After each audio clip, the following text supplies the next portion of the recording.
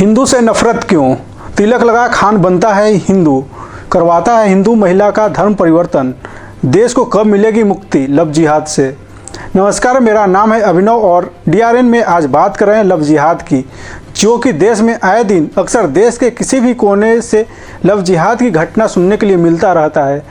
जिस लव जिहाद के नाम पर खून खराबा हो रहा है, हालात इतने ख़राब कर दिए गए हैं, क्या किसी को पता है वो आखिर है क्या? लव जिहाद ने एक बार फिर से एक हिंदू लड़की को अपने झांसे का शिकार बना लिया। मध्य प्रदेश के इंदौर स्थित विजयनगर थाना क्षेत्र के अंतर्गत एक नामी थेरेपी सेंटर की कंप्यूटर ऑपरेटर से एजाज खान नाम के आरोपित ने शादी का झांसा देकर दुष्कर्म किया। हिंदूवादियों के विरोध के बाद पुलिस ने आरोपित के खिलाफ लव जिहाद दुष्कर्म का केस दर्ज कर एजाज नामक युवक को गिरफ्तार कर लिया है। इस तरह के देश के कई राज्यों में लव जिहाद की घटनाएं अलार्म बजा रही है, चाहे दक्षिण का केरल हो, तमिलनाडु, आंध्र प्रदेश, तेलंगाना या पश्चिम बंगाल, महाराष्ट्र, गुजरात या फिर मध्य प्रदेश, उत्तर प्रदेश, दिल्ली एनसीआर, इन सभी राज्यों में सैकड़ों मामले सामने आ चुके हैं। कई मामलों में हिंदू लड़कियों को जान तक से हाथ धोना पड़ा है। ये उन इलाकों की बात है जहां हिंदू आबादी बहुसंख्यक हैं। इससे मुस्लिम बहुल इलाकों में बेटियों की सुरक्षा का अंदाज़ा लगाना मुश्किल नहीं। सवाल उठता है कि क्या है लव जिहाद? जब एक हिंदू लड़की किसी मुस्लिम लड़के के प्यार में अपना धर्म बदलकर इस्लाम अपनाती है और शादी करती है, उसे लव जिहाद नहीं कहते। लव जिहाद असल में तब होता है जब मुस्लिम लड़के खास तौर पर हिंदू लड़कियों या अन्य धर्म की लड़कियों को टारगेट करते हैं और अपने धर्म में लाते हैं, सिर्फ प्यार का झांसा देकर।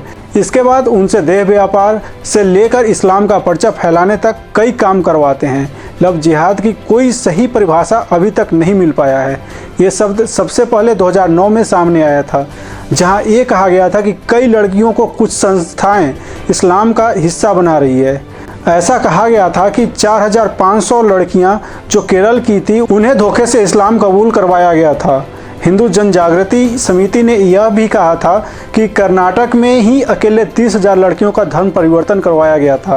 पहले तो लव जिहाद सिर्फ केरल, कर्नाटक आदि में सामने आया था, लेकिन आगे चलकर ये बिहार, कानपुर, ग्वालियर जैसे शहरों में भी सामने आने लगा। इतना ही नहीं, खबरें आई कि इंग्लैंड में भी ये हुआ है। हालांकि ये पुख्ता तौर पर कभी सामने नहीं आया कि लव जिहाद की वजह से कितनी लड़कियों का धर्म परिवर्तन हुआ है। 2016 का हादिया का केस तो सबको पता ही है। अभी भी ये मामला सुप्रीम कोर्ट में चल रहा है। अपना घर छोड़कर पढ़ाई के लिए जाने वाली आखिला कब हादिया बन गई, ये उसके घर वालों को भी पता नहीं चला। वो अभी भी ये कह रही है कि उसे उसके पति के पास भेज दिया जाए। वहीं उत्तर प्रदेश का कानपुर इन दिनों लव जिहाद के मामलों को लेकर काफ़ी चर्चा में है, जहां सितंबर 2020 में कानपुर से सटे उन्नाव से समुदाय विशेष के एक युवक ने पहले नाबालिग हिंदू को प्रेम जाल में फंसाया, फिर बहला फुसलाकर उसे अगवा कर ले गया था। वहीं कानपुर में ही शालिनी यादव से फातिमा बनी महिला को लेकर परिवार ने लव जिहाद का आरोप लगाया था। धर्म परिवर्तन के बाद शालिनी ने फैसल के साथ निकाह करके अपना नाम बदल लिया था। लव जिहाद के बाद शालिनी यादव को विदेश भेजने की तैयारी हो रही थी। ये आरोप परिवार वालों ने ही लगाया है। ये मामला सोशल मीडिया में भी खासा वायरल हुआ था। लव जिहाद पर यूपी के सीएम योगी आदित्यनाथ ने ठोस कदम उठाए। योगी आदित्यनाथ ने जब बिहार में एक चुनावी मंच से लव जिहादियों को सख्त चेतावनी दी थी, तब विपक्षी पार्टियों ने कहा था ये चुनावी स्टंट है, लेकिन योगी आदित्यनाथ ने बड़ी दृढ़ता के साथ लव जिहादियों को ताकीद की थी।